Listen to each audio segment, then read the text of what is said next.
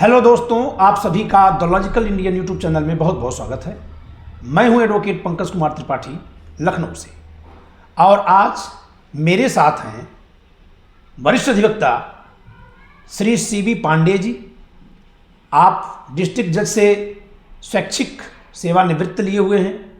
आप उत्तर प्रदेश के राज्यपाल के विधिक सलाहकार रहे हैं और विधि क्षेत्र में आपकी बहुत सारी अन्य ऊंचाइयां हैं, उपलब्धियां हैं। संविधान का बहुत गहन ज्ञान है आपको, और इसीलिए जब भारत में संसद में संविधान की 75वीं वर्षगांठ पर व्यापक चर्चा हो रही है, अभी शुक्रवार और शनिवार को लोकसभा में चर्चा हुई है और सोमवार और मंगलवार को राज्यसभा में चर्चा होनी है, तब ये जरूरी है कि संविधान की समझ रखने वाले गणमान्य लोगों की भी बात सुनी जाए, उनके माध्यम से भी यह समझा जाए कि संविधान के बारे में संसद में जो चर्चा हो रही है उसका क्या मूल्य है, उसका क्या वजन है, उसमें कितना हकीकत है, कितना फसाना है और कितना लोगों को सच सुनाना है, कितना भुलवाना है। तो सर सीबी पांडे सर, आपका द लॉजिकल इंडियन चैनल पर बहुत बहुत स्वागत है। Thank you Tripathi ji. आज की मैं चर्चा आपसे कानून के एक जानकार के नाते आपसे कर रहा हूं। वैसे आप नैतिक पार्टी के अध्यक्ष हैं और आप कॉन्स्टिट्यूशनल मोरालिटी की बात करते हैं, इसलिए भी ये प्रश्न आपसे होने हैं कि संसद में लोकसभा में जो 2 दिन चर्चा हुई है, जिसमें देश के रक्षा मंत्री श्री राजनाथ सिंह जी ने शुरुआत की, कांग्रेस की तरफ से प्रियंका गांधी जी ने, उसके बाद समाजवादी पार्टी जो सदन में तीसरा सबसे बड़ा दल है उसके नेता अखिलेश यादव जी ने, फिर तृणमूल कांग्रेस की तरफ से कल्याण बनर्जी जी ने, बाद में राहुल गांधी जी ने, और उत्तर प्रदेश में एक बहुत बड़ी चर्चित नेता एक उभर रहे हैं श्री चंद्रशेखर आज़ाद रावण जी ने। तमाम लोगों ने बातें कही हैं। उधर नरेंद्र मोदी जी ने भी देश के प्रधानमंत्री के तौर पर, भाजपा के वरिष्ठ नेता के तौर पर संविधान पर अपने विचार प्रकट किए हैं। सर, इन सब लोगों को सुनने के बाद मैं आपसे आपकी प्रतिक्रिया चाहूँगा कि यह लोग जो देश की जनता को संविधान के इस 75वें वर्षगांठ पर बता रहे हैं, उसको आप किस नज़रिए से देखते हैं? जी सर। देखिए, ये संविधान का ये 75वां साल है, बहुत ही महत्वपूर्ण था। और मैं इस बात के लिए तो धन्यवाद दूंगा कि 75वें साल में कम से कम 2 दिन के लिए चर्चा रखा गया संसद में, लोकसभा में और राज्यसभा में। एक अच्छी बात है। लेकिन अगर आप किसी चीज़ का अगर आकलन करें, कोई भी चीज़ का आकलन हो, संविधान का मतलब उस पुस्तक का आकलन नहीं हो रहा है। संविधान का मतलब उस संविधान के द्वारा जो देश में व्यवस्था बनाई गई और जो संविधान के व्यवस्था के से आम नागरिक के लिए संविधान बना है, तो उस आम नागरिक को उस संविधान ने क्या वो दिया, जबकि आज़ादी के बाद ही तो ये लागू हुआ। तो उस आज़ादी के बाद देश के नागरिकों ने जो संविधान बनाया आम नागरिकों के लिए, एक एक नागरिक के लिए, उस नागरिक के जीवन में क्या बदलाव आया और उस जीवन में नागरिक में कौन चीज़ कमी रह गई। यानी कि ऐसे करिए कि संविधान ने क्या दिया, क्या खोया और क्या संविधान से आशा की जा सकती है, इस पर चर्चा करनी चाहिए। तो इस पर तो कोई चर्चा हुई नहीं।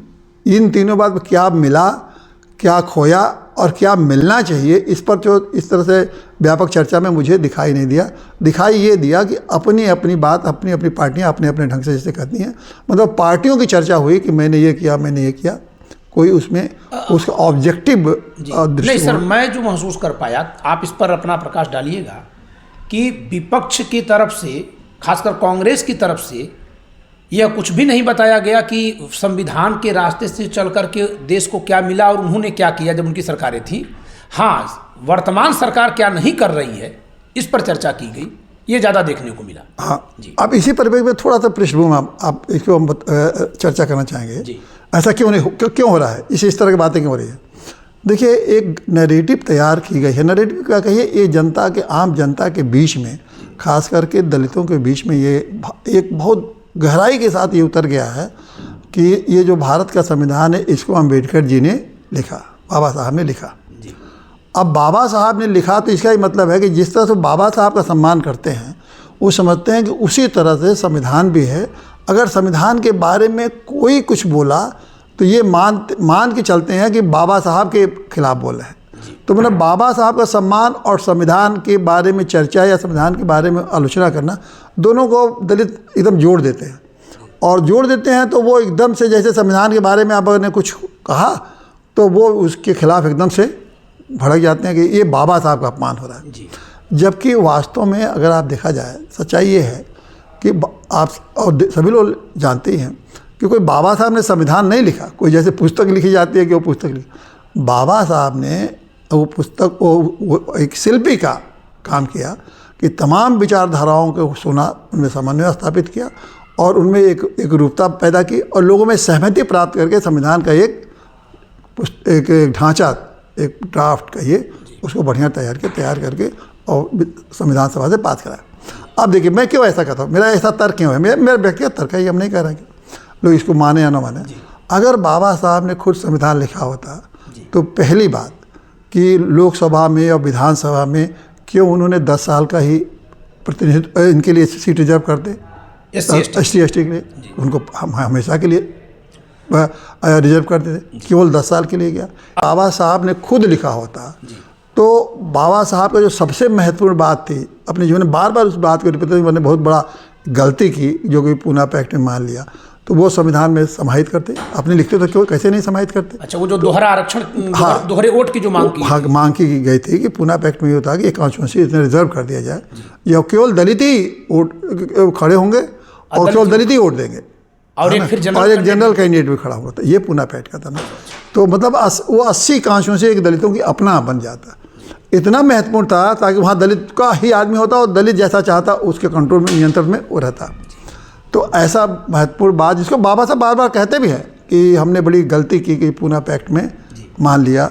मतलब आप ये कहना चाह रहे हैं कि बाबा साहब को उसमें पूरा अवसर होता, यदि वो खुद लिखते तो कैसे छोड़ भी लिख देते। बहुत सारी महत्वपूर्ण बातें मैं बता रहा हूँ आपको। एक तो ये जरूर लिखते, दूसरा हुआ कि दलितों के वो चाहते थे बाबा साहब के दलित जो है सत्ता में भागीदारी करें, तो क्यों 10 साल के लिए क्यों करते। जैसे सत्ता में प्रतिनिधित्व बनना है, ST ST विधानसभा में, लोकसभा में हिस्सेदारी करनी है, तो हमेशा के लिए लिख देते ना। हमेशा वो तो भागीदारी का सवाल है ना, तो जब भागीदारी का सवाल है तो हमेशा के लिए भागीदारी उनकी होती।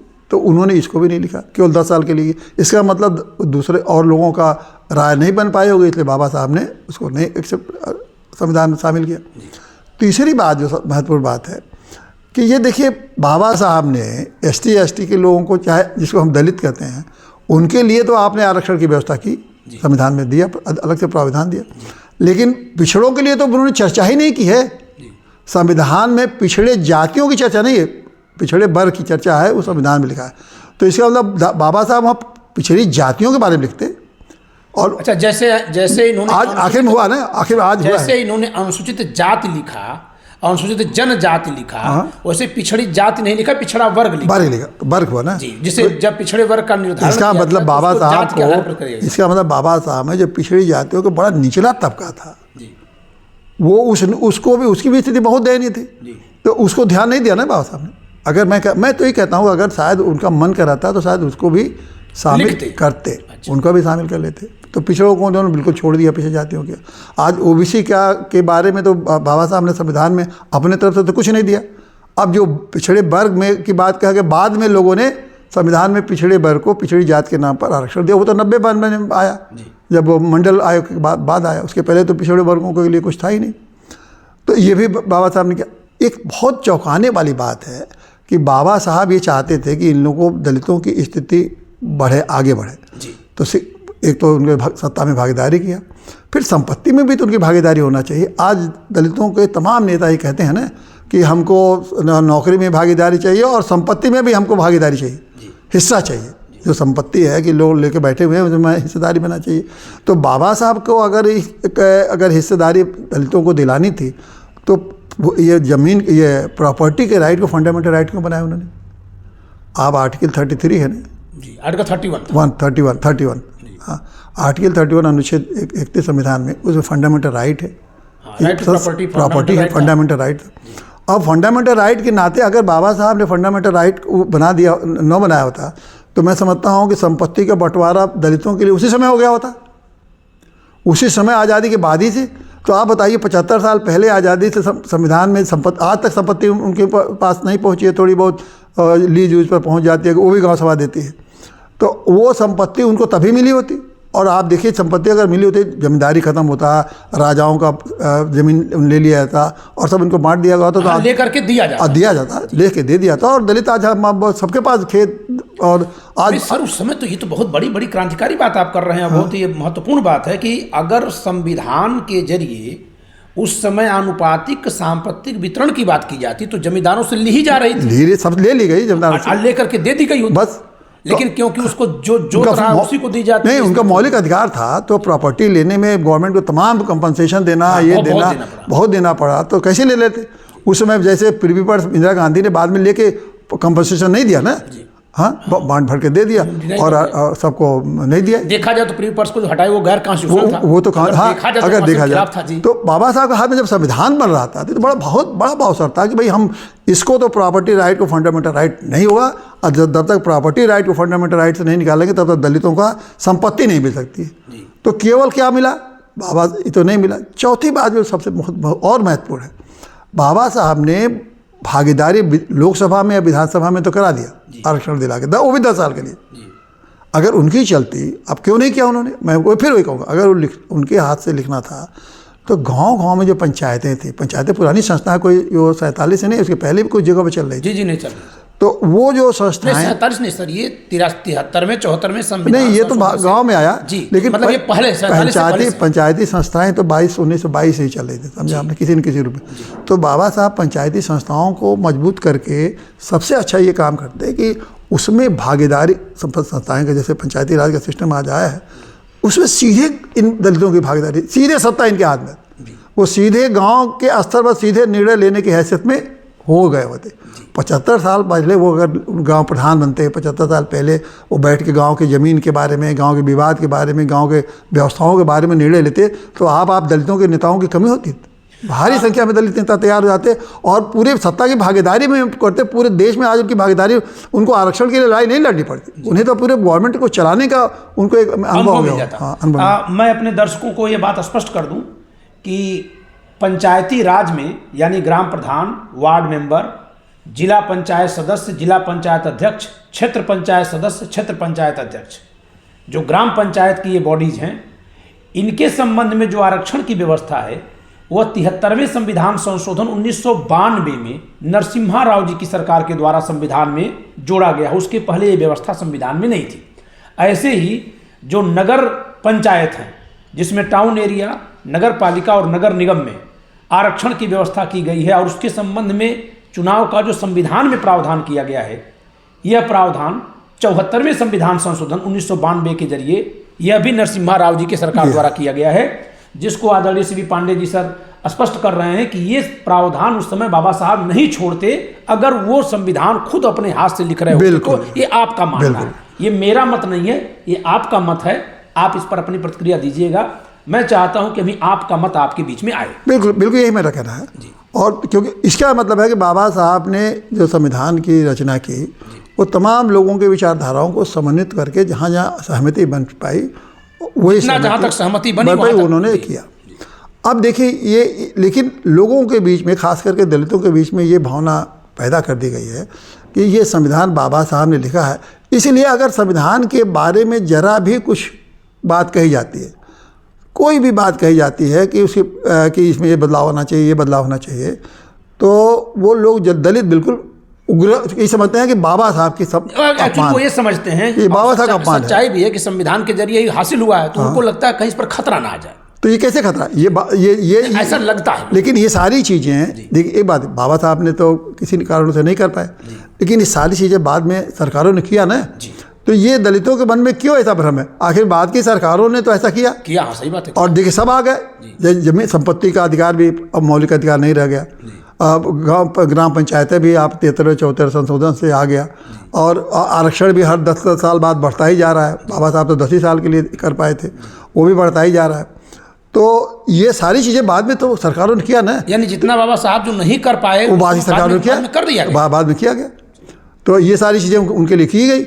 उसी तरह ये आज भी मैं कह रहा हूँ कि दलितों को ये इस बात से पता नहीं क्यों डर है कि संविधान से छेड़छाड़। अरे जब तक संविधान से छेड़छाड़ नहीं होगा, मतलब संशोधन, छेड़छाड़ मतलब सकारात्मक संशोधन, जैसे ये सारी चीज़ें हुई जिससे दलितों को फायदा मिल रहा है, तो इससे अगर नहीं करेंगे तो दलितों की स्थिति तो यथास्थिति हो जाएगी, और जब यथास्थिति रहेगी तो सबसे ज़्यादा नुकसान दलितों का ही होगा, क्योंकि अब दलितों को संविधान से जो कुछ मिलना था वो मिल गया है, जो अब तक के संविधान से मिलना था। क्योंकि अगर नहीं संशोधन कर, जो संशोधन वगैरह होने से जो मिला, अब क्या मिला, उन्हें आरक्षण तो मिल चुका है।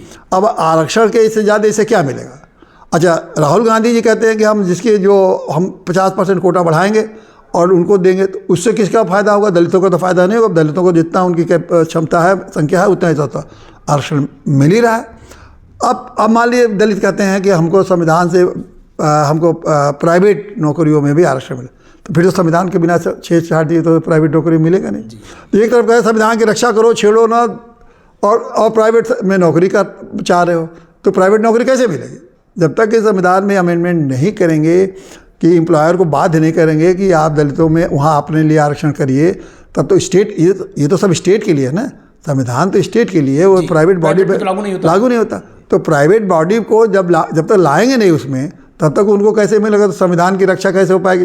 अगर वो नहीं आएगा तो संविधान की रक्षा करना चाहते हैं तो ये दलितों के अंदर ये जो भाव है उसको ये नहीं होना चाहिए कि संविधान के बारे में कोई भी छेड़छाड़ करने से उनका नुकसान हो जाएगा। अब ये बात है, क्यों अब लोकसभा आ जाइए कि जो बहस है, मोदी जी को ये डर है कि अगर मैंने कुछ भी दलितों के खिलाफ किया तो मेरे खिलाफ दलित हो जाएंगे, संविधान के खिलाफ कुछ भी हम करेंगे तो बार बार कहते हैं कि मैं तो संविधान को बचाऊंगा, मैं तो बताऊंगा। और क्या बचाना? आरक्षण बचाना। अरे आरक्षण तो बचा ही हुआ है, और आरक्षण में अब उसकी कोई क्षमता भी नहीं आगे कि आरक्षण के द्वारा दलितों को कुछ और दिया जा सके। बल्कि सुप्रीम कोर्ट ने भी फैसला कर दिया कि अब आरक्षण में कोटा लगता रहेगा, तो वो तो उनके कुछ लोगों के हक तो कम होते ही जा रहे हैं। तो आरक्षण से अब दलितों को इससे ज़्यादा नहीं मिल सकता है, और ये मिलता ही रहेगा। 10 साल का है, 10 साल में बढ़ता रहेगा। तो नौकरियों में आपको आरक्षण मिल गया, 10 साल मिलने का। अब कुछ भी आपको पाने के लिए संविधान का संशोधन आवश्यक है, एक नहीं कई संशोधन करना पड़ेगा। तो इसलिए ये संविधान की रक्षा का मतलब ये समझना कि जो संविधान में जो बाबा साहब नहीं कर पाए, वो बाद की पार्टियों ने किया है। कि ये नहीं मानना चाहिए कि बाद के लोग जो हैं देश में जो आए हैं, राजनीतिक पार्टियां हैं जो भी, वो दलित विरोधी हैं। ये जो माहौल बनाया जा रहा है कि बाद सभी लोग दलित विरोधी हैं, वो ब्राह्मणों के बारे में तो रोज़ गाली गलौज। अच्छा, ये क्या, ये 50 साल तक यही तो कहते हैं कि इसमें 50 साल में मुख्यमंत्री ब्राह्मण नहीं थे क्या? और सारे वो ब्राह्मण मुख्यमंत्रियों ने क्या काम किया, अभी उसके ऊपर लंबा बहस हो जाएगी। मैं आपको कभी आप रखेंगे तो बिहार में सर श्री कृष्ण सिन्हा जी 700 क्या दलितों के लिए किया गया। मैं आपको, इंदिरा गांधी ने तो इंदिरा आवास ये सारे दलितों के लिए तो किया गया। कल कांग्रेस से जब राहुल गांधी जी, यही बात। अब देखिए भाजपा तो, मोदी जी तो अब डर गए हैं। मोदी जी का पिछला 10 साल में तो नहीं डरे थे, अब वो डरेंगे दलितों भाई संविधान के लिए कुछ मत छेड़छाड़ करो। कांग्रेस की ये मजेदार बात है कि जो कांग्रेस के काल में बहुत कुछ अच्छे काम हुए जो कि दलितों के लिए और सबके लिए भी हुआ, तो दलित वो अच्छे काम, उनकी हिम्मत नहीं पड़ रही कि बोलें, क्योंकि वो तो मोदी जी की काट खोज रहे हैं। और मोदी जी काट हिंदुइज्म, मोदी जी के सारी चीज़ें मुद्दे हैं जो भी हों, लेकिन भाजपा का तो मेन हिंदुइज्म है ना।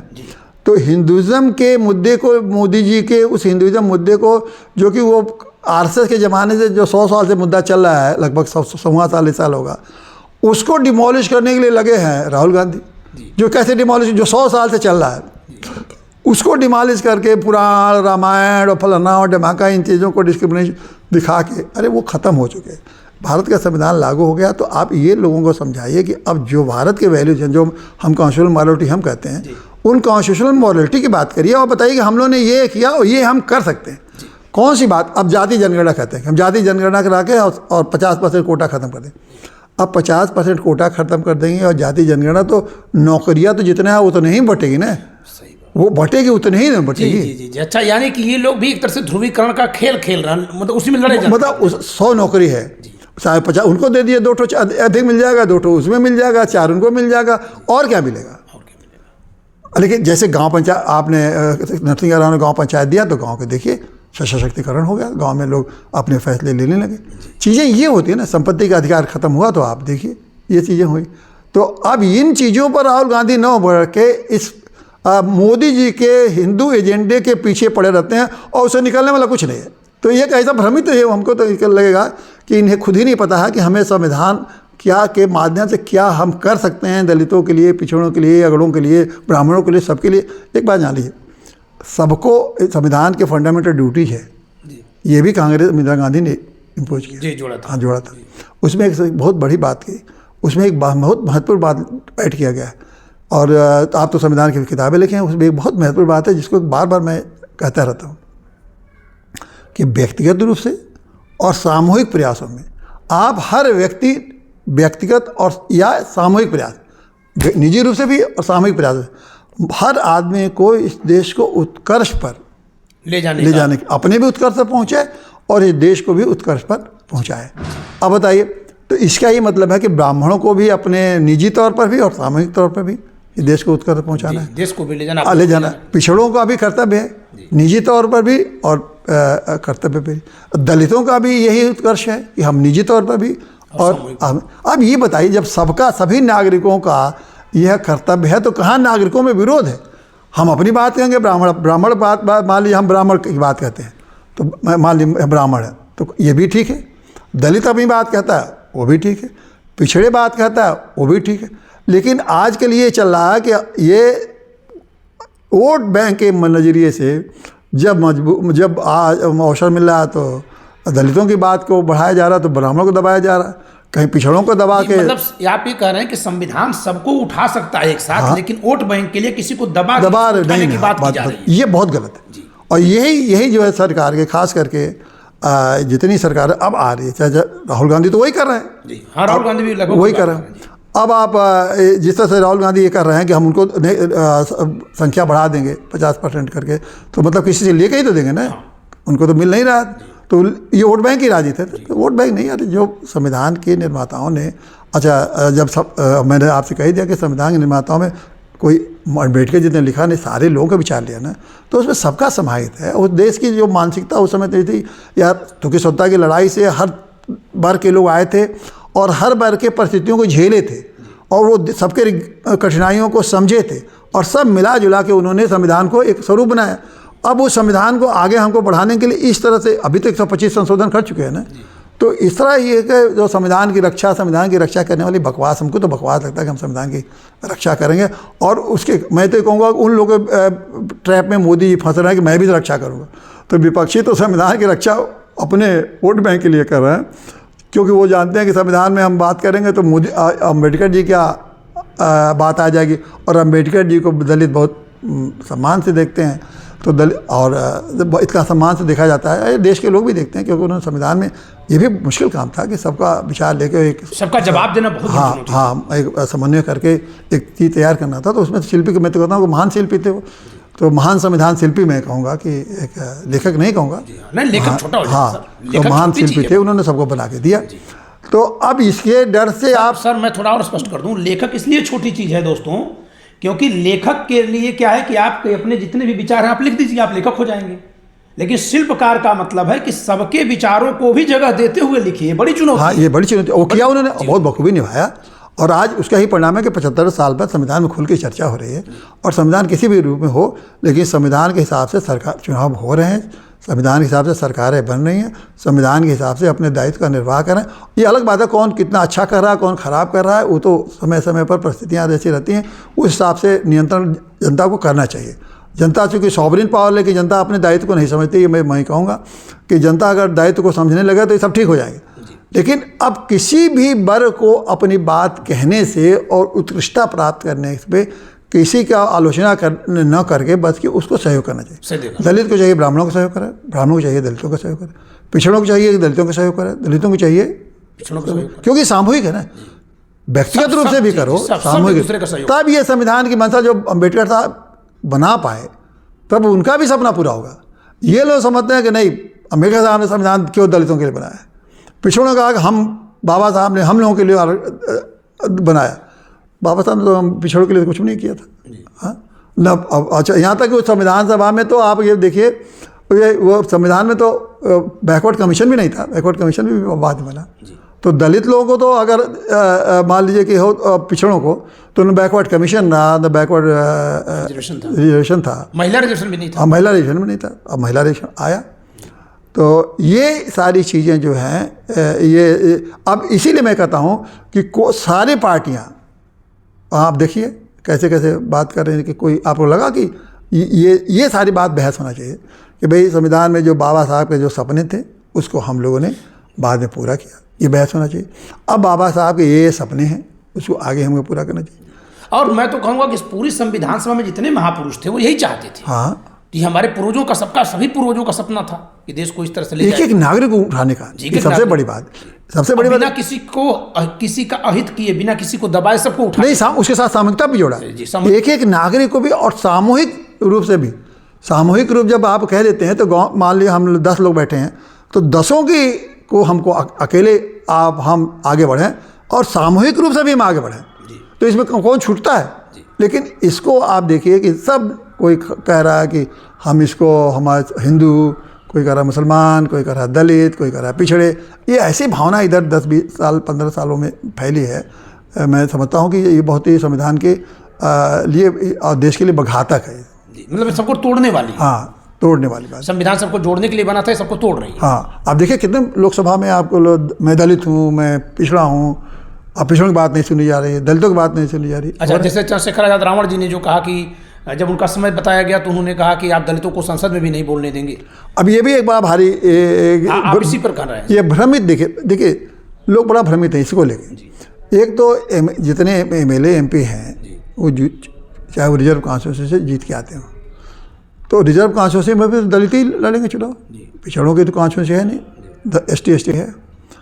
तो ST एक्ट को जो वोट मिलता है तो उसमें खाली ST वोट को तो नहीं है, ये पूना पैक्ट तो है नहीं। रिजर्वेशन मतलब वो रिप्रेजेंटेशन सबका करते हैं। तो वहाँ आपको ये बात कैसे आपके मुंह से निकलता है कि दलितों की बात आप नहीं सुनेंगे? अरे भाई, आप अपनी कॉन्स्टिट्यूंसी को रिप्रेजेंट कर रहे हैं, वहाँ देश को रिप्रेजेंट नहीं कर रहे हैं, वहाँ ये समाज को नहीं, ये भ्रम है। लोग नेताओं को एक बड़ा भारी भ्रम हो गया कि वो राज कर रहे हैं। दे आर पब्लिक सर्वेंट, राज जनता करे, भारत में राज जनता करती है, नेता नहीं करते। बहुत बड़ी बात। ये बहुत नेताओं को इतना भ्रम पैदा है।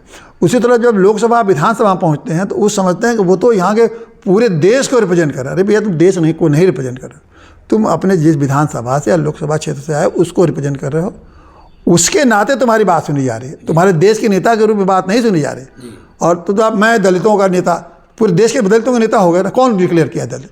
भाई वहाँ हर पार्टी में दलित नेता है भाई। 80 ST MP थे ना, तो उसमें क्या 80 ST एक्ट के लिए दलित का वो बात नहीं सुनी गई? हर पार्टी में है। इनको कहाँ से भ्रम हुआ चंद्रशेखर को कि हम दलितों के, देश भर के दलितों के नेता। और सर उस समय जो चेयर पर बैठे थे तमिलनाडु से DMK, वो भी दलित है, ए राजा जी, वो भी दलित है। हाँ? और उसके पहले जब जगदम्बिका पाल जी बैठे थे और ए राजा जी बोल रहे थे तो जगदम्बिका पाल जी ए राजा को घड़ी दिखा रहे थे। हाँ? क्योंकि पद का दायित्व वो निभा रहे थे। अब ये राजा जी बैठ के वो दायित्व निभा रहे हैं। ये कहाँ से भ्रम लोगों को पता? वो भी पब्लिक सर्वेंट है। देखिए पब्लिक के जगह हमारे सब, ये भी भ्रम टूटना चाहिए एक संविधान को।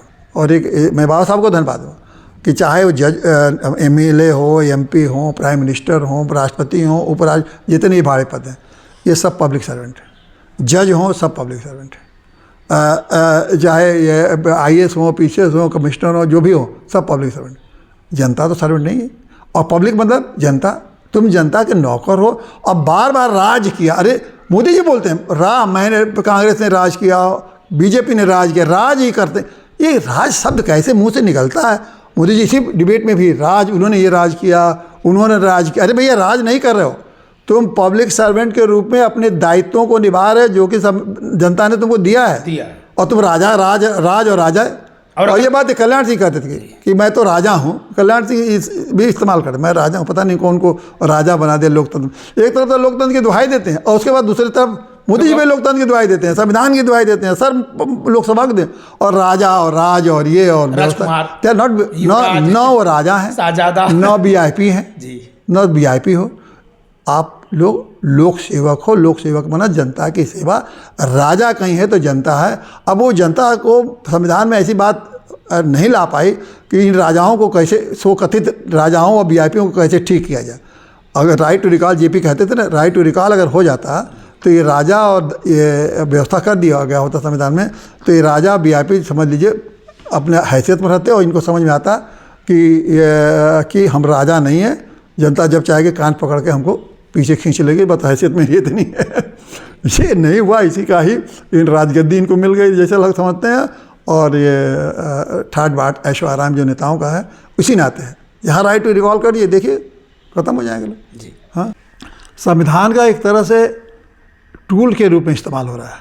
टूल का मतलब कि अपने वोट बैंक के लिए। अब इस कुछ 2-3 उदाहरण मैं देना चाहूँगा।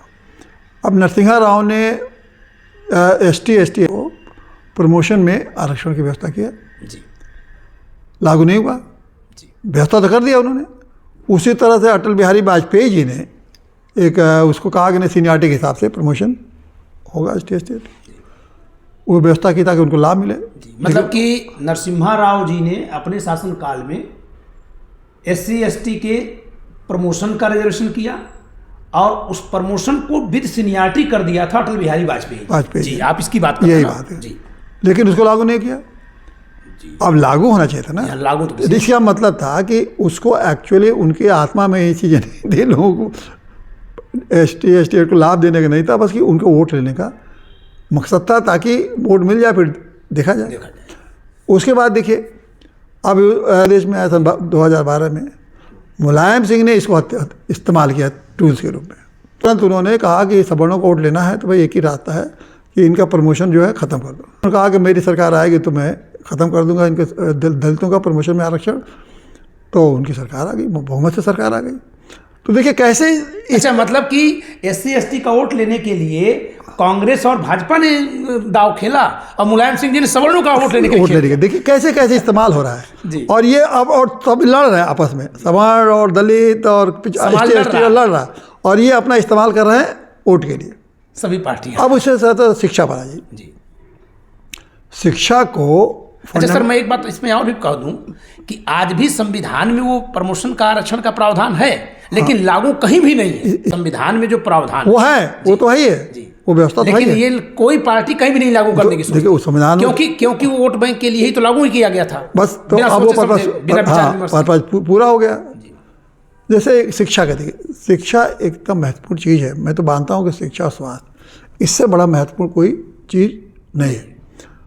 अब फंडामेंटल राइट में 14 साल तक एक तरह से आर्टिकल 21A जोड़ के शिक्षा को बनाया गया कि 14 साल के बच्चों को निःशुल्क शिक्षा, उच्च स्तरीय शिक्षा हम प्रदान करेंगे। उसी के अंदर एजुकेशन एक्ट पारित हुआ, और एजुकेशन एक्ट पारित करने के बाद ये व्यवस्था की गई कि जितने भी पब्लिक स्कूल हैं, हिंदुस्तान के टॉप पब्लिक स्कूल जहाँ 1 लाख फीस पर होती है, प्राइवेट स्कूल, सरकारी स्कूल दोनों में भी, सरकारी और प्राइवेट में 20% कम से कम वो दिया जाएगा, गरीबी रेखा के नीचे हैं, उनको वहाँ शिक्षित किया जाएगा ताकि वो बराबर ही के इनका मुकाबला कर सकें पैसे वालों से।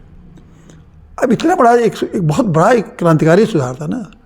और अच्छा, इसके फंडामेंटल ड्यूटीज़ में भी आ गया पेरेंट्स का कि वो अपने बच्चों को स्कूल जरूर भेजें, ड्यूटी बना दिया। अब ये तो शिक्षा का हो गया। आप ये देखिए कितने पब्लिक स्कूल में गरीब बच्चे को एडमिशन मिलता है, कहीं नहीं, किसी भी, हज़ारों स्कूल हैं, हज़ारों स्कूल में, और सब ने ये कह के ज़मीन, सरकारी ज़मीन ली कि हम 20% को बच्चों को, गरीब बच्चों को पढ़ाएंगे, सरकारी ज़मीन सब्सिडाइज रेट पर। आप बताइए, जहाँ 10 करोड़ की ज़मीन मिल रही है, इनको 50 लाख में, 20 लाख में दी गई 10 करोड़ वाली ज़मीन कि उस गरीब बच्चों को ये स्तरीय शिक्षा देंगे, अच्छी शिक्षा। शिक्षा का मतलब तो सर शिक्षा तो नहीं दे रहे, चंदा पार्टी को दे देते हैं लोग। देखिए स्तरीय शिक्षा और निम्न स्तरीय शिक्षा कुछ नहीं होती है। शिक्षा का स्तर सभी बच्चों के लिए, सभी नागरिकों के लिए एक जैसे होना चाहिए। सभी के लिए स्तरीय शिक्षा होना चाहिए, तभी किसी को हम मानेंगे कि देश में शिक्षा व्यवस्था है। अतः वो शिक्षा व्यवस्था नहीं है, वो तो एक धंधा चल रहा है, साक्षरता। तो अब उन बच्चों को आपने सबने, उन जो गरीब बच्चे हैं आज किसी भी उच्च शिक्षा नहीं प्राप्त करें, तो उनको आप कुछ भी अवसर दे दीजिए, वो आगे कहाँ बढ़ पाएंगे। बस वो आपके सेवक बने रहेंगे, छोटे मोटे काम करते रहेंगे, और जो एलिट क्लास है उनके उसी तो स्वास्थ्य भी है। स्वास्थ्य भी फंडामेंटल राइट है, वो तो आर्टिकल 20 में ही कहा गया। स्वास्थ्य की क्या स्थिति है? शिक्षा और स्वास्थ्य की 2 ऐसे विषय हैं जिस पर कि हर नागरिक का बराबर का हक है, और वो भी उच्च स्तरीय, जो उच्च स्तरीय शिक्षा है जो उच्च स्तरीय स्वास्थ्य की व्यवस्था है उस पर बराबर खींचता है, छोटी मोटी पर नहीं कहे हाँ भाई आपको भी वो छोटा वाला आप ले लीजिए, बड़ा वाला हम ले लें, ये नहीं, बराबर का हक है। ये संविधान की मूल भावना, अगर ये आप दे दीजिए तो कुछ मत दीजिए। वो एक स्वस्थ आदमी और एक शिक्षित आदमी अपने लिए कुछ भी कर सकता है, क्योंकि वो आया ही है धरती पर इसीलिए, ये प्रकृति ने उसको भेजा है कि जाओ स्वस्थ रहो, शिक्षित रहो और पुरुषार्थ पैदा करो, आए हो समाज में कुछ करके जाओ और अंत में समाज को दे के जाओ, इसी पुरुषार्थ के साथ आता है। लेकिन जब वो शिक्षित नहीं होगा, स्वस्थ नहीं होगा तो क्या होगा। आज दुनिया के तमाम देश ऐसे हैं जहाँ की आप पर कैपिटा इनकम लाखों में है, वो वही देश हैं जहाँ के सभी शिक्षित उच्च स्तर की शिक्षा है और उच्च स्तर का स्वास्थ्य। अच्छा, वहाँ कोई नागरिक टकराते नहीं आपस में? क्यों टकराएंगे? जैसे यहाँ लोग टकराते हैं, दलित है तो ओबीसी है, इसीलिए देखिए सब यहाँ इसलिए टकरा रहे हैं कि किसी को तो बहुत उच्च स्तरीय शिक्षा है तो धड़ा जो पार्टियां भी तो टकराती हैं, सबको एक दूसरे से लड़ाती हैं, सब वोट बैंक बनाती हैं। वहाँ वोट बैंक बना, वहाँ तो वोट बैंक उस पर होगा कि शिक्षा पर आपने उच्च स्तरीय शिक्षा का ग्रेड बढ़ाया कि नहीं, स्वास्थ्य बढ़ाया कि नहीं, वहाँ इस पर बहस होती है ना, यहाँ तो इस पर बहस होती नहीं। और देखिए आपके 2 दिन बहस हुआ, 2 दिन में क्या बहस हुआ लोग जी, इस पर कहीं कोई बहस कहीं बहस नहीं हुआ। और मैं तो कहता हूँ नैतिक, और मैं आपको बताऊँ कि कोई आप बताइए कौन सा बहस? जी, मैं कह रहा हूँ कि सर जिस पर मूल बहस होनी चाहिए वो गायब है। इससे बड़ा बहस शिक्षा स्वास्थ्य बड़ा विषय क्या हो सकता है? नागरिकों के लिए अगर देश मान भारत के 1 अरब 40 करोड़ नागरिक अगर सभी उच्च स्तरीय शिक्षा प्राप्त कर जाएं और सभी स्वस्थ रहें तो दुनिया का कोई देश भारत का मुकाबला कर सकता है? नहीं सर, बिल्कुल नहीं। हमारे साथ प्रकृति भी साथ देती है, हमारे साथ नदियाँ भी हैं, हमारे साथ पेड़ पौधे भी हैं, हमारे हर तरह से हम संपन्न हैं, समुद्र से सारे चारों तरफ से संपन्न है। केवल ये चीज़ में कमज़ोर पड़ जाते हैं कि हमारी शिक्षा बहुत निम्न स्तरीय है, स्वास्थ्य बहुत दिखते, घर घर में सब बीमार है, दवाइयों पर खर्च हो रहा है, शिक्षा ठीक से नहीं मिल रही है, तो इसीलिए हम आगे नहीं बढ़ पा रहे हैं। तो एक तो मैं तो आपको डंके की चोट पर कह रहा हूँ कि नैतिक पार्टी जब भी अवसर मिलेगा, हमें जब भी अवसर मिलेगा, इस शिक्षा स्वास्थ्य पर तो कोई कंप्रोमाइज़ हमें करना ही नहीं है। और न इसको शिक्षा स्वास्थ्य को उच्च स्तरीय शिक्षा उच्च स्तरीय स्वास्थ्य हर नागरिक को, ये देश के में रहने वाले 1 अरब 40 करोड़ लोगों को, हर व्यक्ति को आपको देखेंगे उच्च स्तरीय शिक्षा और उच्च स्तरीय स्वास्थ्य की सुविधा उसको मिलेगी, क्योंकि वही एक ताकत है जो भारत को इतने अच्छे वातावरण में ये देवलोक माना जाता है। इसीलिए ना कि हर चीज़ यहाँ उपलब्ध है, इस देश को विश्व का एक स्तरीय देश बना सकता है। तो सर इन सभी को सहमत करा पाना किसी विषय पर संभव होगा? देखिए आज के जो ये नेता हैं, अब तो ये आपने उनका बहस का असर देख लिया आपने, और कब सब क्या क्या बहस हुआ है। आपके जितने नेता आपके 2 दिन में आपने सुना ना, हमने भी सुना, सब लोगों ने क्या बहस हुआ। अब सहमति तो होगी नहीं, वो अपनी बात बोलेंगे, वो अपनी बात बोलेंगे, कोई जात का बोलेगा, कोई अगड़े का बोलेगा, कोई पिछड़े का बोलेगा, इसी में हूँ हाँ करते रहेंगे, ऐसे स्वीकार करते रहते हैं।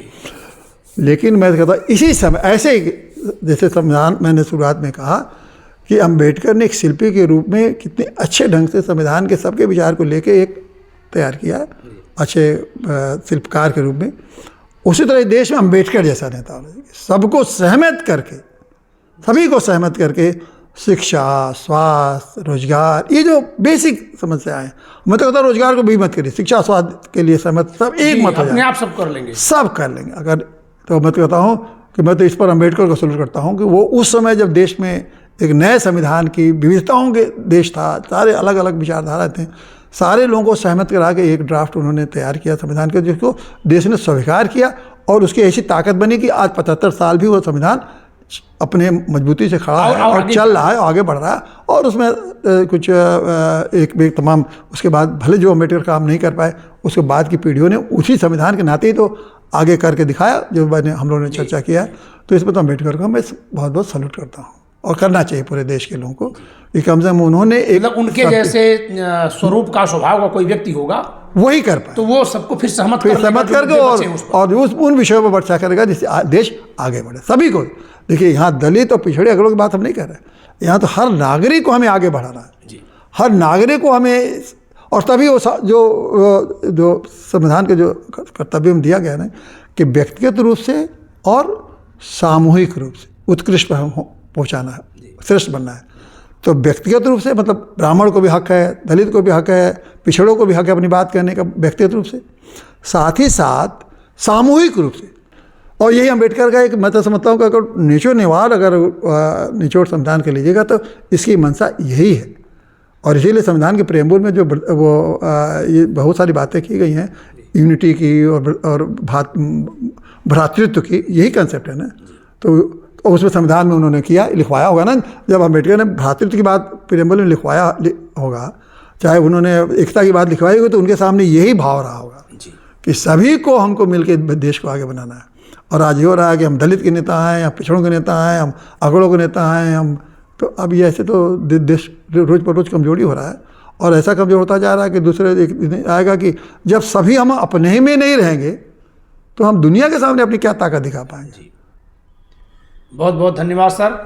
आपने दो बातों पर गौर किया कि एक तो